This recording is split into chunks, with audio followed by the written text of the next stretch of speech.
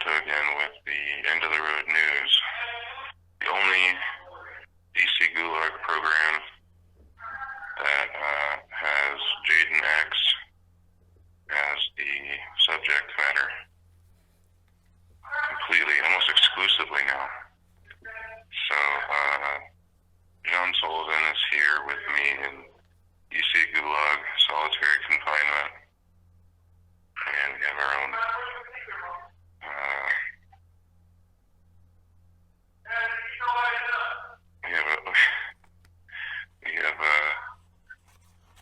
I don't know what we have. I can't even begin to describe what we're doing here. However, I do have some news, an update. Jaden was giving us some advice, not just on civil rights, but his civil rights advocacy has been going pretty well with the others. Today he taught someone how to contact the jail's lawyer, and I don't know what the purpose of that was since he represents the jail, but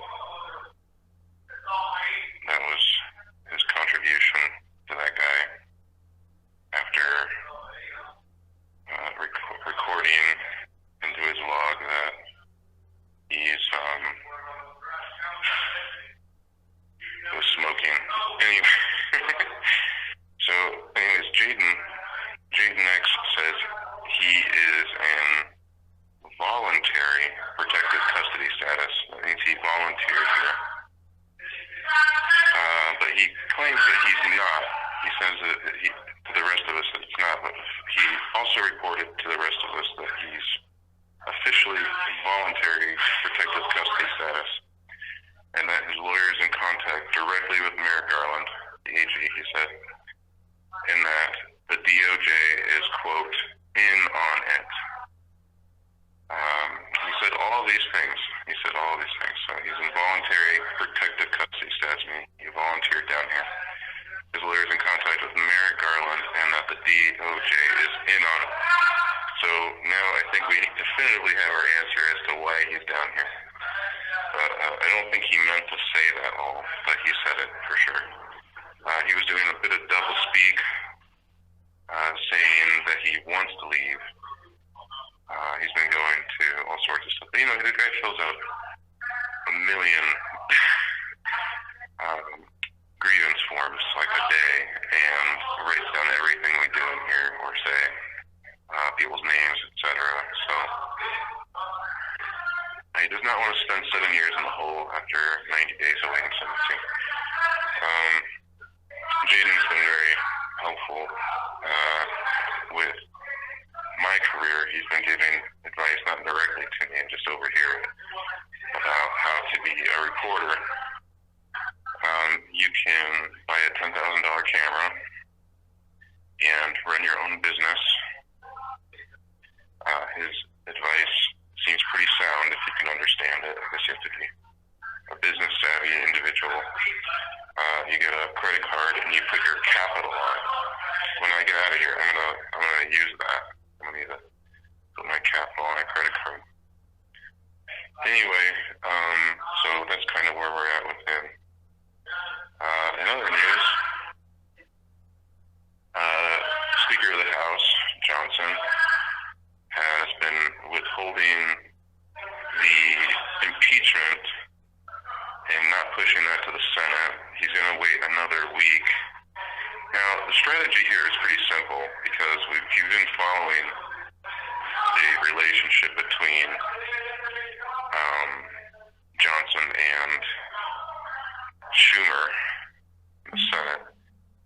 Schumer always says, well, you know, it's not my fault. Those Republicans are doing this or that. And so, you know, Schumer's strategy has always been to blame the Republicans in the House for never pushing something forward. So this is what's going on there. It's really strange considering that MTG is pushing this guy and saying that he may be blackmailed, but she doesn't know and doesn't have any evidence. But she probably does. She probably does know. Maybe she even does have the evidence. So that she's just dangling this do something, whatever it may be, that they're having private meetings, that she's not satisfied, that they're having passionate meetings behind closed doors. That's what she said. Anyway, all right, we kind of covered that.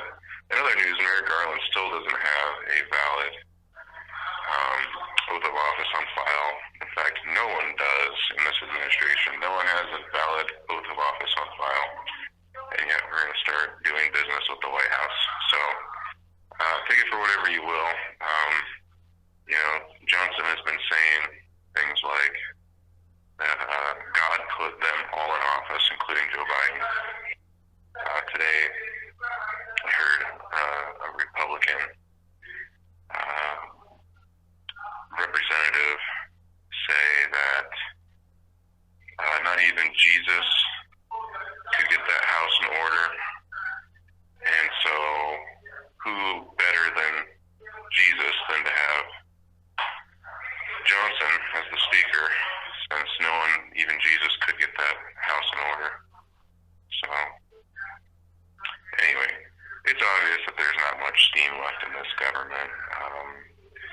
Supreme Court Justice Neil Gorsuch said he's mad that justices all over the country are now using their authority vested in them to file injunctions against government, and that makes him mad. That kind of makes me happy, considering that one of the charges the DOJ threw at me was having a short-barreled rifle, and there was an injunction filed days before they charged me with it in Texas. So, that was pretty nice. At least, I think the people would be really satisfied with these injunctions. However, the Supreme Court is not, because I guess they will not be able to control the system their way. Institute new powers to Congress, such as the power to enforce insurrection. So I don't know what the hell that means, but Gorsuch signed on that. So it seems that our country's really going the way of the dodo bird, the dinosaurs here. It's happening really fast. Merrick Garland, he's not only involved with Jaden X, apparently, but he's also involved with that woman, Erin Smith, apparently. She talked with him, and Merrick Garland, she's suing me for $7 million because of a wrongful death suit, apparently. Well, they don't have any proof, but, they're searching for it. Merrick Garland told Erin Smith that there's an ongoing investigation with me concerning January 6th. Apparently, they haven't filed charges about that yet, but Erin Smith is using that and a bunch of other made-up facts to say that I'm violent, and they can't present me any sort of evidence. So that confirms that. You can be accused, but you can't see any evidence. So, and now we have a judge, Reyes, here in the D.C., who's pushing the case open again.